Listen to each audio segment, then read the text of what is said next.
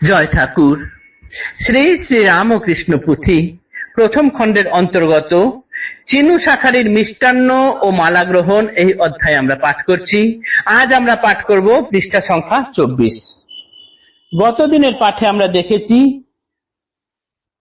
বয়স্ক চিনু শাখারি ঠাকুরকে মাঠে নিয়ে গেছেন, বাজার থেকে ভালো মিষ্টি কিনেছেন, সযত্নে মালা গেঁথেছেন, ঠাকুরকে সেইখানে মাঠে একদম নির্জন প্রান্তে গিয়ে গাছের তলায় বসে ঠাকুরকে পুজো করেছেন। তিনি প্রথম ঠাকুরকে চিনতে পেরেছিলেন। তারপরে তিনি সখেদে কাঁদতে কাঁদতে চোখের জল ফেলতে ফেলতে তিনি বলেছেন, দেখো প্রভু, আমার তো অনেক বয়স হয়ে গেল, তুমি তো এসেছো। তিনি আসলে চৈতন্যদেব যে এসেছেন তিনি বুঝতে পেরেছিলেন এবং এটাও জানতেন যে অনেক লীলা খেলা ঠাকুর দেখাবেন। সেসব লীলা খেলা আমার তো এই বয়স হয়ে গেল, দেখতে পাবো কিনা জানি না। আগত হয়েছে কালে জরাযুক্ত তনু, কত হবে লীলা খেলা দেখিতে না পেনু। বড়ই রহিল দুঃখ আমারও অন্তরে, করুণ কটাক্ষে রেখো অধীন কিং করে। তুমি একটু দেখো, আমাকে আমাকে একটু দয়া করো, তোমার লীলা খেলা কত কিছু হবে সেসব দেখতে পারলাম না। এই প্রকৃতপক্ষে ঠাকুরের চেয়ে 17 বছরের বড় ছিলেন তিনি, কিন্তু তবুও 1886 খ্রিস্টাব্দে ঠাকুরের দেহ রক্ষার পরেও বেশ কয়েক বছর তিনি বেঁচে ছিলেন এবং ঠাকুরের কাছে দক্ষিণেশ্বরে তার মাঝে মাঝে যাতায়াত চলত। স্ত্রী বিয়োগের পর তিনি পূজা অর্চনা, জপ ধ্যান, সংকীর্তন ইত্যাদি নিয়ে থাকতেন। ঠাকুর তার সরল বিশ্বাস ও ভক্তির যথেষ্ট প্রশংসা করেছেন। তার সিদ্ধাই ছিল বলে শোনা যায়। এই চিনু শাখারিনী সিদ্ধাই ছিলেন একজন। তিনি দীক্ষাদানও করতেন এবং অনেক তার ভক্ত শিষ্য ছিল। ঠাকুরের দেহ যাওয়ার পর 1886 খ্রিস্টাব্দে ঠাকুরের দেহ যায়, তারপর 1890 খ্রিস্টাব্দে এই চিনু শাখারির দেহাবসান হয়। তখন তার শিষ্য ভক্তরা নিকটবর্তী মুকুন্দপুরের শিব মন্দিরের নিকটে তার দেহকে সমাধিস্থ করেন। আমরা যারা ওই 9 দশকে বা আজ থেকে 10-15 বছর আগেও কামারপুকুর গ্রামে গিয়েছি, তারা দেখেছি কামারপুকুর গ্রামে এই বুক সমান উঁচু একটি পাঁচিল দিয়ে ঘেরা চৌহদ্দি ফাঁকা জায়গা, ঘাসে ভর্তি।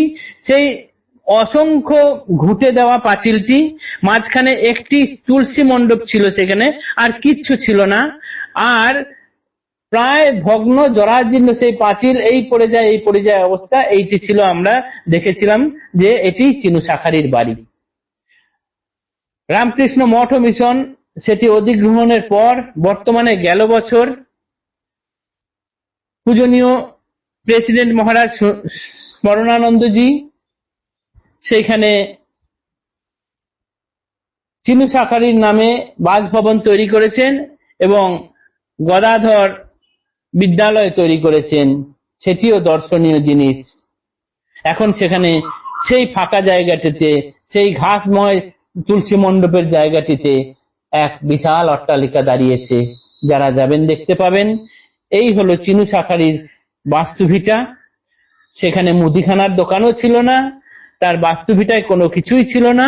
রামকৃষ্ণ মঠ মিশন গ্রহণের পর আজ সেখানে এক ত্রিতল প্রাসাদ উপম বাসভবন গড়ে উঠেছে। এইটি বর্তমানে একটি দর্শনীয় জিনিস। আর এই যে চিনু শাখারি বলে গেছিলেন যে তোমার লীলা খেলা দেখতে পেলাম না, প্রকৃতপক্ষে তিনি দেখতে পেয়েছিলেন। তিনি অনেক লীলাই ঠাকুরের দেখতে পেয়েছিলেন। তাই পুথিকার কি বলছেন আজ পৃষ্ঠা সংখ্যা 24-এ পাঠ করে সেটি শেষ করছি। ধন্য ধন্য চিনু, দুটি দেহ পদ রেণু, যথার্থ তোমার নাম হইয়াছে চিনু।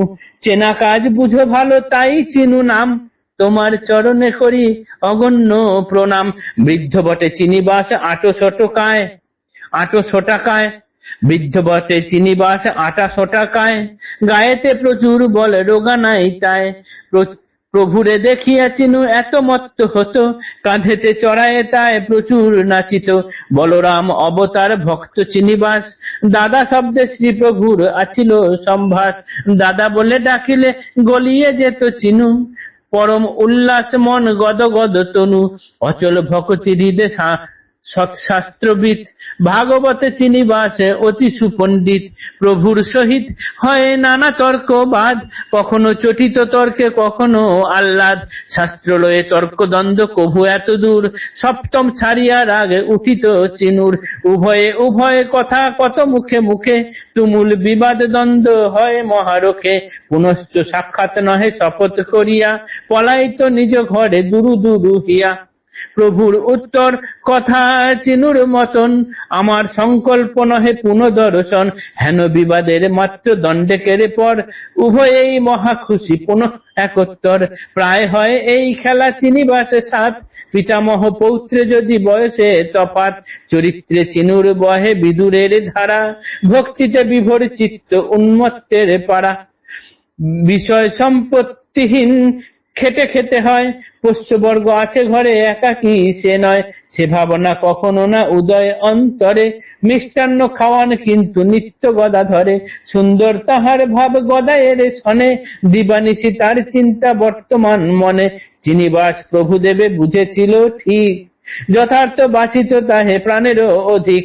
কেবা সমতার যে বা বাসে গদা ধরে, অধম পামর তার কৃপা ভিক্ষা করে।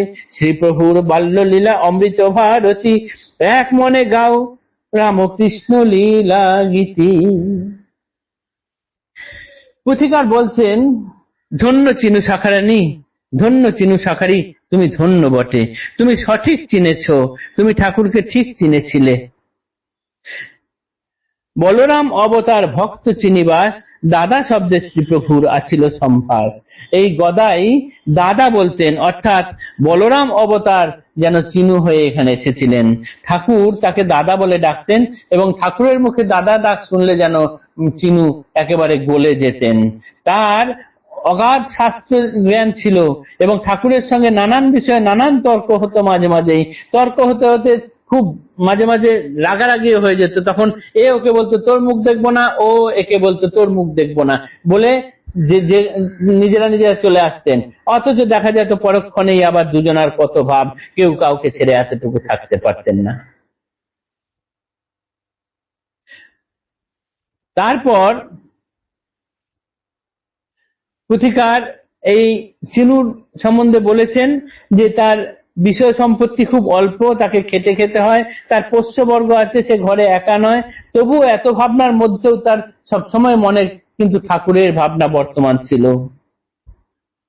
তাই চিনিবাস প্রভুদেবে বুঝেছিল ঠিক, যথার্থ বাসিত তাহে প্রাণের অধিক। তাই তিনি ঠাকুরকে প্রাণের চেয়ে বেশি ভালোবাসতেন। আর পুথিকার তাই বলছেন যে ঠাকুরকে, যে গদাধরকে ভালোবাসে, তার কাছে তো আমরা তার পদধূলি ভিক্ষা করতেই পারি। তাই শ্রীপ্রভুর বাল্যলীলা অমৃত ভারতী, এক মনে গাও রামকৃষ্ণ লীলা গীতি। আজকে আমরা এইটুকু পাঠ এর মাধ্যমেই